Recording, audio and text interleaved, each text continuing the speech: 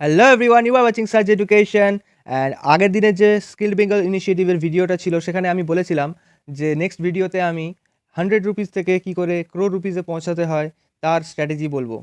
তো তোমরা নিশ্চয়ই দেখতে পাচ্ছ যে আমি একটা ক্যালকুলেটর বানিয়েছি এক্সেলের ওপরে, যেটা হলো সার্চ রিটায়ারমেন্ট ক্যালকুলেটর। সো যে কোনো রকমের ইনভেস্টমেন্ট করার আগে আমাদেরকে বুঝতে হয় যে আমাদের ফিনান্সিয়াল গোলটা কী। ফিনান্সিয়াল গোল অনুযায়ী আমরা কতটা অ্যামাউন্ট, কতটা কর্পাস আমরা জেনারেট করতে চাই, যেটা আমাদের দরকার হবে। তো ফার্স্ট এবং মোস্ট ইম্পর্ট্যান্ট গোল যেটা হয়, যেটা হচ্ছে আমাদের রিটায়ারমেন্ট। রিটায়ারমেন্ট কেউ হতে পারে 60 অর 65 এজে রিটায়ার করতে পারে। তো সেই অনুযায়ী প্রত্যেকটা মানুষের একটা প্ল্যান করা উচিত, কারণ একটা সময় আসে যখন মানুষ আর তাদের শারীরিক ক্ষমতা অনুযায়ী কাজ করতে পারে না। তো সেই সময়তে তারা নিজের ওয়ার্কিং লাইফ থেকে রিটায়ার করে এবং অ্যাক্টিভ ইনকাম যেগুলো তাদের আসতে থাকে সেগুলো বন্ধ হয়ে যায়। তো সেই সময়তে অবভিয়াসলি তাদের একটা কর্পাস জেনারেট করতেই হয়, যেটার উপর বেস করে তারা তাদের বাকি পরবর্তী জীবনটা কাটাতে পারে। তো ফার্স্ট যে রিটায়ারমেন্ট কর্পাসটা হওয়া দরকার সেটা ক্যালকুলেশন আমি করছি। যদি মিনিমাম 100 রুপিস থেকে শুরু করি, তাহলে কি করে আমরা 1 crore রুপিসে পৌঁছাবো, যেটার ভ্যালুয়েশন আজকে 1 crore রুপিস হবে। আমাদের রিটায়ারমেন্টের সময়তে সেটার ভ্যালুয়েশন অনেক বেশি থাকবে, বাট ইনফ্লেশন অ্যাডজাস্ট করে যদি আমরা দেখি, তো সেটার ভ্যালুয়েশন 1 crore রুপিস হবে। তো তোমরা যে ক্যালকুলেটরটা এখানে দেখতে পাচ্ছ, তোমরা ইজিলি এখানে অনেকগুলো কলাম দেখতে পাচ্ছ। ফার্স্ট কলাম হচ্ছে ইনভেস্টমেন্ট। তো ইনভেস্টমেন্টের দুটো ইম্পর্টেন্ট পার্ট হলো, একটা হচ্ছে সময়, কত সময়ের জন্য আমরা ইনভেস্ট করব, এবং সেকেন্ড হলো আমরা কত টাকা করে ইনভেস্ট করব। সো এখানে ফার্স্ট আমরা নিয়েছি যেটা টাইম ফ্রেম 42 ইয়ার্স। মানে আমি অ্যাজিউম করেছি যদি কেউ ফার্স্ট নিজের ইনভেস্টমেন্ট শুরু করতে চায়, সে 18 বছর বয়সে শুরু করতে পারে এবং সে রিটায়ার করবে 60 ইয়ার্স এজে। তাহলে আমি একদম রাইট যে কলামটা বানিয়েছি সেটা হচ্ছে আমার বয়সের, এবং সেখানে পিঙ্ক বক্সটা আছে যেখানে 18 লেখা আছে। যদি আমরা এটাকে মডিফাই করে 25 করে দিই, অবভিয়াসলি সেই অনুযায়ী আমাদের এজ চেঞ্জ হয়ে যাবে। তো তখন আমরা যদি সেম ক্যালকুলেশন রাখতে চাই, তাহলে আমাদের রিটায়ারমেন্ট এজ হবে 67, কারণ আমরা বলছি 42 বছর আমরা টোটাল প্রসেসটা হতে দেবো। এবং আমি এখানে আরও একটা জিনিস ক্যালকুলেট করেছি, যেটা হলো আমরা পার মান্থ 100 রুপি করে ইনভেস্ট করব। তো কেউ যদি চায় পার মান্থ 1000 রুপিসও ইনভেস্ট করতে পারে, তখন ক্যালকুলেশনটা সেই অনুযায়ী চেঞ্জ হয়ে যাবে। আমি আরেকটা জিনিস এখানে ধরেছি, যেটা হচ্ছে আমরা পার ইয়ার, এই যে পার মান্থ 1000 বা 100 যেটা ইনভেস্ট করছি, সেটাকে পার ইয়ার 100 রুপিস করে বাড়িয়ে দেবো। মানে যদি আমরা ফার্স্ট মান্থে 1000 রুপিস ইনভেস্ট করি, সেকেন্ড মান্থে 1000 রুপিস ইনভেস্ট করি এবং 1 বছর এরকম হতে দিই, নেক্সট ইয়ার থেকে আমরা 1000-এর জায়গাতে 1100 করে ইনভেস্ট করব, এবং এইভাবে নেক্সট ইয়ার আবার 100 বাড়িয়ে 1200 ইনভেস্ট করব। তো আমরা আগের ক্যালকুলেশন অনুযায়ী 100 রুপি ইনভেস্ট করছি পার মান্থ। এরপরে সেকেন্ড যে টার্মটা আছে সেটা হচ্ছে রিটার্ন। মানে আমরা যে ইনভেস্ট করবো সেই ইনভেস্টমেন্টে আমরা কতটা করে রিটার্ন এক্সপেক্ট করছি। তো এখানে আমি যে এক্সপেকটেশন রেখেছি 20%। 20% আমরা কী করে পেতে পারি? আমরা 20% পেতে পারি একটু রিস্কি অ্যাসেটের দিকে গিয়ে, যেরকম হচ্ছে স্মল ক্যাপ মিউচুয়াল ফান্ডস। তো স্মল ক্যাপ মিউচুয়াল ফান্ডস আমরা যদি দেখি লং টার্মের জন্য হচ্ছে বেস্ট অ্যাসেট, কারণ স্মল কোম্পানিজ খুব তাড়াতাড়ি গ্রো করে লার্জ কোম্পানিজের তুলনায়, এবং তার যে মিউচুয়াল ফান্ড হবে, অবভিয়াসলি সেখানে মিউচুয়াল ফান্ড ম্যানেজারের একটা বড় দায়িত্ব থাকে।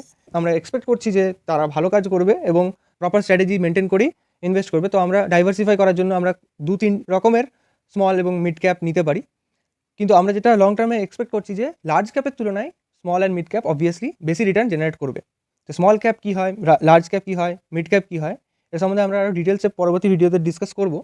কিন্তু সোজা কথায় ছোটো কোম্পানিতে ইনভেস্ট করা, এবং তার যদি একটা মিউচুয়াল ফান্ড হয়, মানে একটা বাস্কেট হয় যেখানে অনেক রকমের ছোটো ছোটো কোম্পানি থাকে, সেই বাস্কেটে যদি আমরা ইনভেস্টটা করি, তো তখন যে রিটার্নটা পাওয়া যায় সেটা ব্যাঙ্ক এফডির যে 6-7% রিটার্ন হয় তার থেকে অনেক বেশি হয়, about 17-20 or sometimes 20-23% also. So এইটা আমরা দেখতে পাই, যেমন গত 1 বছরে যদি আমরা দেখি স্মল ক্যাপ মিউচুয়াল ফান্ডস 30%-এর উপরে রিটার্ন বার করেছে। তো সেটা ডিপেন্ড করে অনেক কিছুর উপরে, কিন্তু আমরা এক্সপেক্ট করছি যদি লার্জ ক্যাপ, মানে আমাদের যে total equity market, total share market যদি 15% করে গ্রো করে, তো অবভিয়াসলি স্মল ক্যাপ ফান্ডস তার থেকে বেশি রিটার্ন জেনারেট করবে, এবং লং টার্মের ক্ষেত্রে আমরা 20-22% এক্সপেক্ট করতেই পারি। তো এটা একটা হাই এক্সপেকটেশন, বাট আমরা ধরে জাস্ট ক্যালকুলেশনটা করব। তো এখানে দেখা যাক, যদি 20% ধরে করি এবং আমরা এভরি মান্থ অনলি 100 রুপিস করে শুরু করি, এবং এভরি ইয়ার সেটাকে 100 রুপিস করে ইনক্রিজ করি, মানে first year 100 rupees every month, second year 200 rupees every month, তারপরে ইয়ার 300 রুপিস এভরি মান্থ, এমনি করতে করতে বাড়াতে বাড়াতে 42 নম্বর বছরে কি দেখতে পাচ্ছ 4200 টাকা পার মান্থ আমরা ইনভেস্ট করবো। এবং বুঝতে পারছো আজ থেকে 42 বছর পরে 4200 টাকার ভ্যালুয়েশন কত কম হয়ে যাবে। মানে আমরা যা ইনভেস্টমেন্ট করবো পরের দিকে গিয়ে সেই ইনভেস্টমেন্টের যে ভ্যালুটা সেটা খুবই কমে যাবে। তো এই ক্যালকুলেশন অনুযায়ী আমরা যদি দেখি আমাদের যে রিটার্ন আসবে সেটা দু রকমের হবে। একটা হচ্ছে যেটা আমরা দেখতে পাবো যে রিটার্নটা আমরা পাবো আমাদের যে অ্যাপ বা যেখানে আমরা চেক করবো, মিউচুয়াল ফান্ড হোক বা আমরা যে ইনস্ট্রুমেন্টে ইনভেস্ট করি যেখানে আমরা 20% পাচ্ছি, সেখানে যদি আমরা দেখি তো অবভিয়াসলি আমাদের যে ক্যাপিটাল গেইন হচ্ছে, মানে আমাদের যে ইনভেস্টমেন্টটা করছি সেটা ভ্যালুয়েশন বাড়ছে। তো সেটা আমরা কী হারে দেখতে পাবো, আমাদের যে ক্যালকুলেশন হয় যত টাকা ইনভেস্ট করলাম এত পার্সেন্ট রিটার্ন, এবং আমরা কম্পাউন্ড ইন্টারেস্টের ফর্মুলাতে ফেলে আমরা রিটার্ন বার করতে পারি। তো আমি সেই ফর্মুলাই ইউজ করেছি, এখানে এক্সেলের মধ্যে পাওয়া যায়, তো তোমরা চেক করতে পারো, তোমরা দেখতে পারো কী করে ক্যালকুলেট করতে হয়। তো আরেকটা হচ্ছে যে আফটার ট্যাক্স, তো যখনই আমরা লং টার্মের জন্য ইনভেস্ট করবো মোর দেন 1 ইয়ার, সেখানে আমাদের 10% long term capital gain tax দিতে হয়। সেই ট্যাক্স যদি আমরা ডিডাক্ট করে আমরা ক্যালকুলেট করি তাহলে আমরা এই নীল যে কলামটা আছে সেই ভ্যালুটা আমরা দেখতে পাবো, এটা হচ্ছে আফটার ট্যাক্স। তো যদি আমরা দেখি 42 নম্বর বছরে গিয়ে আমাদের যে টোটাল অ্যামাউন্ট হবে সেটা হবে অ্যারাউন্ড 14 crore। যে টোটাল ভ্যালুয়েশন আমরা পাবো after 42 years of investment, only starting with 100 rupees and every year increasing it by 100 rupees। তো আমরা যে ফাইনাল টোটাল অ্যামাউন্ট আমরা অ্যাকুমুলেট করবো সেটা হবে অ্যারাউন্ড 14 কোটি টাকা, এবং আফটার ট্যাক্স সেটার ভ্যালুয়েশন হবে 12.5 কোটি টাকা। কিন্তু আমরা এখানে একটা খুব ইম্পর্টেন্ট জিনিস মিস করে গেছি, যেটাকে বলা হয় ইনফ্লেশন। তো ইনফ্লেশনের আমাদের আরবিআইয়ের যে গাইডলাইন সেই অনুযায়ী ইনফ্লেশন রেট 2% থেকে 6%-এর মধ্যে অবভিয়াসলি থাকা উচিত, এবং স্ট্যান্ডার্ড যে রেট ধরা হয় সেটা হচ্ছে 4%। তো যদি ইনফ্লেশন রেট, মানে ইনফ্লেশন কী হয়, ইনফ্লেশন হচ্ছে জিনিসপত্রের দাম বেড়ে যাওয়া, মানে টাকার ভ্যালু কমে যাওয়া। দুদিক থেকে ইনফ্লেশনকে অবজার্ভ করা যেতে পারে। তো এই ইনফ্লেশন যে রেট হয় সেটা বিভিন্ন প্রোডাক্টের উপর আলাদা আলাদা রেট আমরা দেখতে পাই, কিন্তু টোটাল যে ওভারঅল আমাদের ইকোনমি, টোটাল যে মার্কেট ক্যাপিটালাইজেশন তার উপরে যদি আমরা দেখি, সে টোটাল দেশের টোটাল ইকোনমির উপরে আমরা ইনফ্লেশন রেটটা ক্যালকুলেট করি, এবং সেটা অ্যাভারেজ 4% ধরা হয়।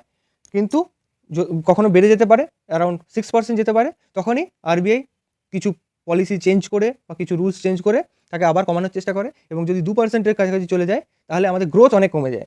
সেই জন্য সেটাকে আবার টেনে 4%-এর কাছাকাছি নিয়ে যাওয়ার চেষ্টা করা হয়। তো সেই জন্য আমরা ফর সেফার সাইড আমরা ইনফ্লেশন রেট 6% ধরছি, কারণ যদি কিছু কারণে ইকোনমিক্যাল প্রবলেমস বা বিভিন্ন রকম কারণে ইনফ্লেশন যদি হাইয়ের দিকে থাকে, কারণ আমরা অলরেডি একটা প্যান্ডেমিক পেরিয়ে এসেছি যেখানে আমাদের ব্যাংকের ইন্টারেস্ট রেট কমিয়ে দেওয়া হয়েছে এবং লিকুইডিটি বেড়ে গেছে আমাদের মার্কেটে, তার এফেক্ট আমরা পরবর্তীকালে দেখতে পাবো আমাদের ইনফ্লেশন রেট অনেক হারে বেড়ে যাবে, অলরেডি বেড়ে গেছে এবং বেড়ে যাবে। তো সেই জন্য আমরা সেফার সাইড আমাদের ইনফ্লেশন রেট আমরা 6% ধরেছি। তো এর জন্য আমাদের যে ফাইনাল আউটপুট বেরোবে এই 12.5 কোটি ইনফ্লেশন অ্যাডজাস্ট করার পর, সেটা হবে অলমোস্ট 1 crore রুপিস। সো আমরা স্টার্ট করেছিলাম 100 রুপিস ইনভেস্টমেন্ট থেকে, এবং সময়ের সাথে সাথে জাস্ট 100 রুপিস করে এটাকে ইনক্রিজ করেছি এভরি ইয়ার। তো পার মান্থ 100 রুপিস ইনভেস্ট করছি, এভরি ইয়ার সেটাকে 100 রুপিস করে বাড়াচ্ছি। ফাইনালি আফটার 42 ইয়ার্স আমরা যেটা পাবো সেটা হবে আমাদের 1 crore রুপিস। এবারে আমরা যদি এজটা ধরি 18, তাহলে আমরা 60 এজে রিটায়ার করতে পারি। এবারে যদি আমরা চাই আরও আগে রিটায়ার করতে, অবভিয়াসলি আমরা ইনভেস্টমেন্টটাকে বাড়িয়ে দিতে পারি। কিন্তু আবার একটা অন্যরকম আর্গুমেন্ট আসতে পারে যে রিটার্ন যদি এত বেশি না পাই, তখন আমরা ধরতে পারি আমাদের যে অ্যাভারেজ রিটার্ন আমরা যেটা ধরতে পারি শেয়ার মার্কেট যেটা আমাদের এক্সপেক্টেড, যেটা হচ্ছে 15% অ্যারাউন্ড আমরা এক্সপেক্ট করতে পারি। কী করে হয় সেটার ব্যাপারে আমরা ডিটেলসে চর্চা করব।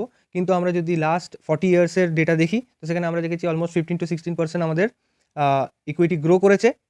সেন্সেক্স আমাদের 100 রুপিস থেকে শুরু করে আজকে অলমোস্ট 50,000 টাচ করতে বসেছে within the span of 42 years. তো আমরা নেক্সট 42 ইয়ার্সেও এক্সপেক্ট করতে পারি অ্যাটলিস্ট 15% তো আমরা পেয়েই যাব। তো এবং আমরা যদি কিছু মিউচুয়াল ফান্ডের দিকে যাই, যারা অ্যাক্টিভলি যেসব মিউচুয়াল ফান্ডগুলো ইনভেস্ট করে, যেখানে আমরা আরেকটু হাই রিটার্ন পেতে পারি, তো সেই জন্য আমরা এক্সপেক্ট করতেই পারি যে আমরা অ্যারাউন্ড 15% আমরা লং টার্মে রিটার্ন পাবো। তো 15% যদি হয়, অবভিয়াসলি আমাদের যে ইনভেস্টমেন্টটা হলো, ইনভেস্টমেন্টের ফলে আমাদের যে রিটার্নটা পাচ্ছি সেটা অনেকটা কমে গিয়ে 1 কোটির জায়গাতে অলমোস্ট 23,25,000-এ গিয়ে দাঁড়ায়।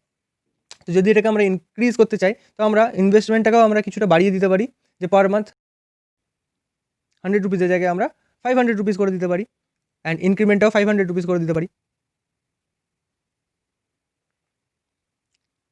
তো আমরা পার মান্থ 500 রুপিস করে ইনভেস্ট করছি, এভরি ইয়ার ইনভেস্টমেন্টটাকে 500 রুপিস করে ইনক্রিমেন্ট করে দিচ্ছি। তো ফাইনালি আমরা যেটা পাচ্ছি সেটা হচ্ছে অ্যারাউন্ড 1.1 crore। সো তোমরা দেখতে পাচ্ছ কতটা ইজি, 100 রেঞ্জের থেকে আমরা উপরে যাইনি, 1000 এর রেঞ্জে যাইনি। বাট আমরা যদি চাই আরও জলদি রিটায়ারমেন্ট পেতে, অবভিয়াসলি আমরা এখানে ইনভেস্টমেন্টের ভ্যালুটাকে একটু বাড়াতে পারি অ্যান্ড আমরা আরও তাড়াতাড়ি আমাদের রিটায়ারমেন্ট গোলকে অ্যাচিভ করতে পারি।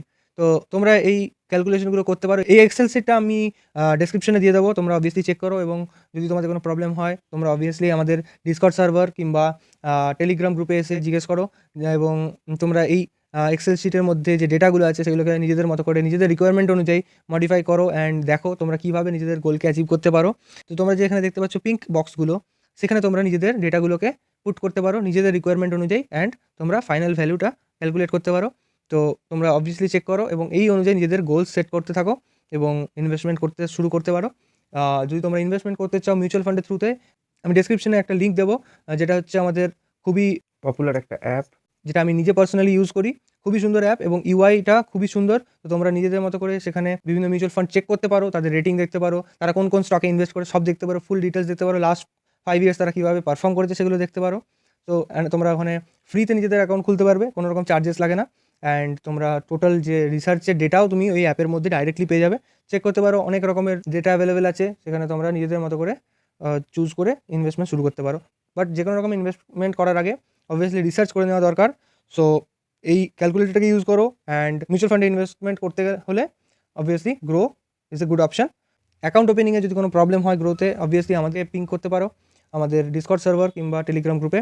অ্যান্ড আমাদের আদার যে কমিউনিটিজ ফেসবুক অ্যান্ড ইনস্টাগ্রামে, সেখানে অবভিয়াসলি চেক আউট করো, আমরা অনেক কিছু জিনিস ওখানে আপলোড করি। তো দেখা হচ্ছে পরের ভিডিওতে নেক্সট দিন। আজকের জন্য এটুকুই।